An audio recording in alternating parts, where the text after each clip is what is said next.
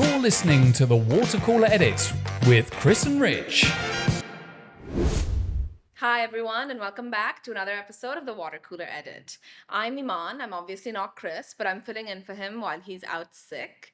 And I get to be both the host and the guest today. And as ever, I'm joined by Rich.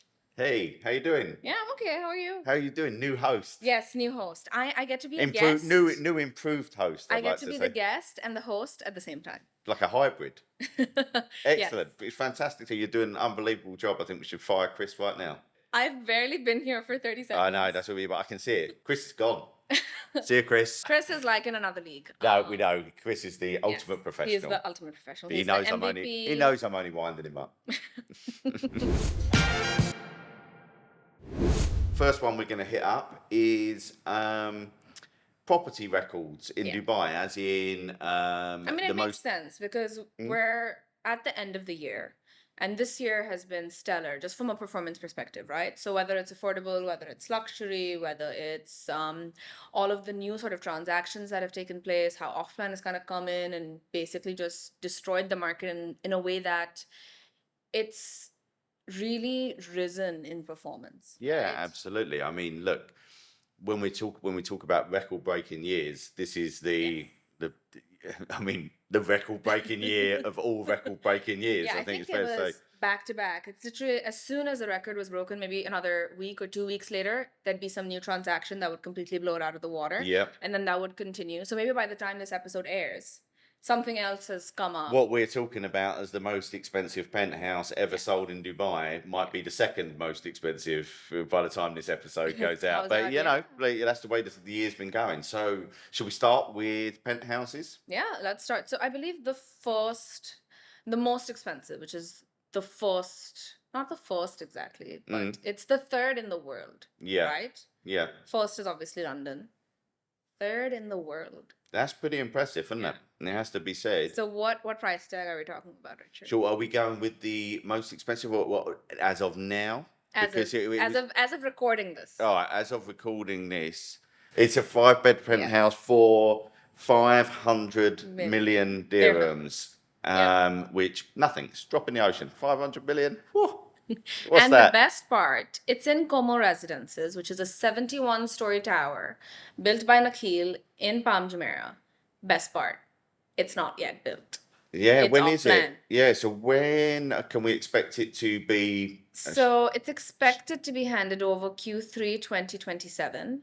And imagine if it's selling an off plan for 500 million. Yeah, I mean, when it's handed over, what is it going to be like? And what's interesting is that there are only 4 penthouses in this building. The other 3 are still available. Yeah, so you can get your one. You can still get your one. No worries. Yeah, great, of course. It's interesting. It's 5 bedrooms, 22,000 square feet. It's probably a full floor, I assume. I'm not sure. Yeah, I would imagine so. Private elevator.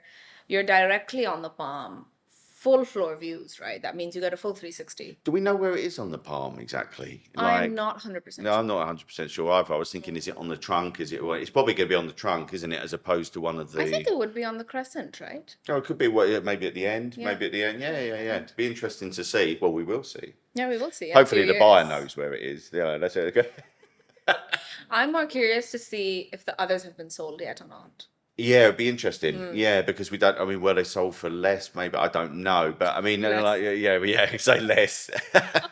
I don't think there's any bargains to be had, but I mean, that's the third time that record's been broken this year, right? So the second time would be 420 million, right? That's also a 5-bed penthouse. Yeah, where was that one? That's not Jumeirah Bay Island. No, it's Jumeirah Marsa. In the Marsa Al Arab Hotel, the new one that's opening it's supposed to open end of the year. Yeah, which is the super yacht inspired hotel and residences. Yeah, and that's going to come along the Jumeirah Beach Hotel, Burj Al Arab, obviously iconic addresses on the Jumeirah side. Oh, so this is supposed to be like the third in the trilogy, right? Yeah, because you've got the JBH, the Burj Al Arab, and now you've got the Jumeirah Al Marsa. And Madinah Jumeirah is also right there. Yeah. So it's it's pretty exclusive territory, right? And so that surprisingly, this one's bigger. What the 420 mil is bigger than the 500 mil. Yikes. How big is the 420 mil? So this one is just 2,000 square feet larger. This is at 24,000 square feet. Just the And 24,000 yeah, square. it's nothing. Yeah. And this is also off plan. Right, another Yeah. off-plan one. So so we expect this one to be handed over reasonably well. We don't know exactly. Soon-ish, I think. I think Yeah. it would come towards the end of the year, if not early next year, because if the hotel is launching, I assume the residences would go hand in hand. Well, yeah, you would hope that they're still not being worked on while everyone's standing in the hotel. Yeah, exactly. I think they would launch at the same time, so that should be So that's relatively. fairly imminent then. Yes. Oh, and what was the other? And it was broken. So that was in May, I think that transaction took place. And in February, Yes. that broke the record of one from February, which was 410 mil, was it? Yes. And this was the Bulgari, help me out. Lighthouse. Yeah, Bulgari. Yes. In Jumeirah Bay Islands. Yes.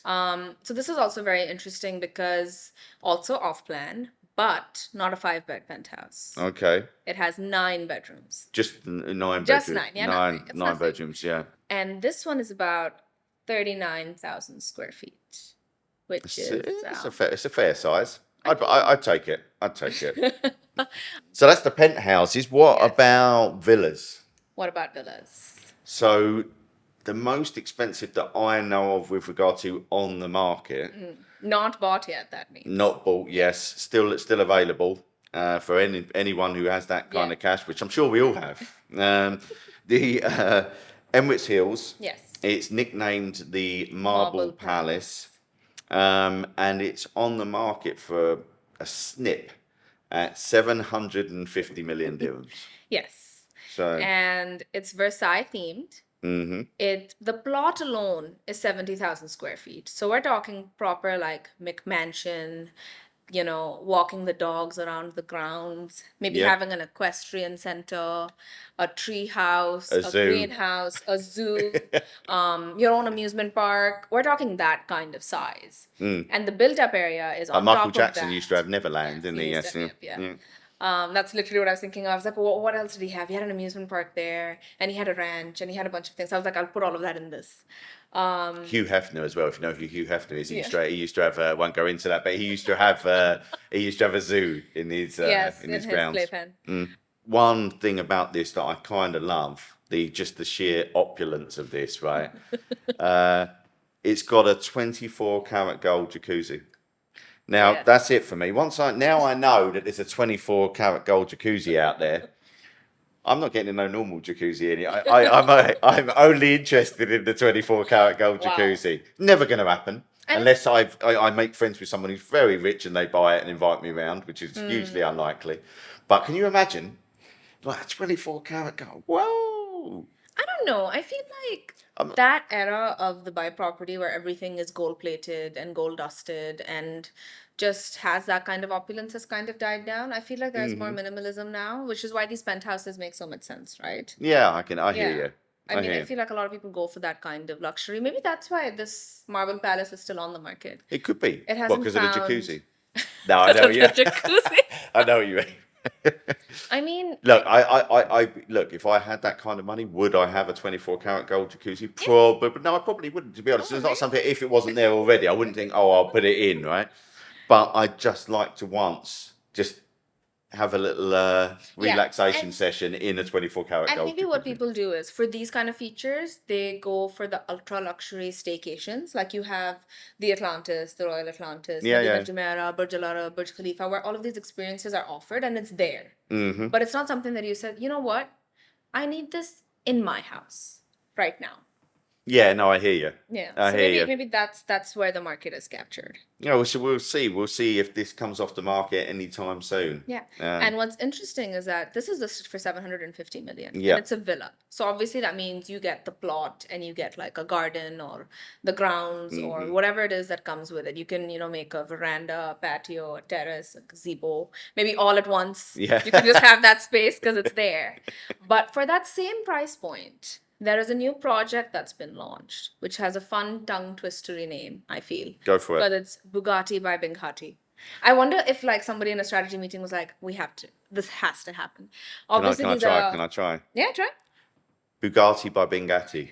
Is that right? Yeah, I'm probably it is. saying it completely No, wrong you're here. saying it right. Bugatti by Bingatti. Yeah, exactly. Imagine if you make it a challenge to say it fast. Keep going faster and faster and faster. But these are the Bugatti branded residences by the Bugatti developers. Mm-hmm. And this is going to be a massive tower in Business Bay. Also off plan, recently been launched with a price tag of 750 million for the exclusive Sky Mansions. Yes. Yes. The Sky Mansions with a Yes, penthouse. which is a penthouse, yeah. So the top 11 floors feature full floor penthouses of built up area of 44,000 square feet. So this is technically the biggest penthouse in Dubai. So that's the property side of things. Shall we move on to something completely unrelated? I think let's move on to something where affordability is the key fact, something Nice. that I can readily buy now, and it's something that we all generally enjoy, right? So it is winter. Things are cooling down, which is great. The weather is amazing. Yep. What do you normally have when it's cold, Richard? I love a hot chocolate. I do like it. Do you like a hot chocolate? I mean, I am dressed in hot chocolate cups. This is very true, actually. You've dressed for the occasion. I've dressed for the occasion. Yeah. I love a hot chocolate. I really do. I think on a cold night, sipping on a nice warm hot chocolate, and there are some belting hot chocolates here in the UAE. How about that for a segue? Brilliant. Yeah, you did a great job.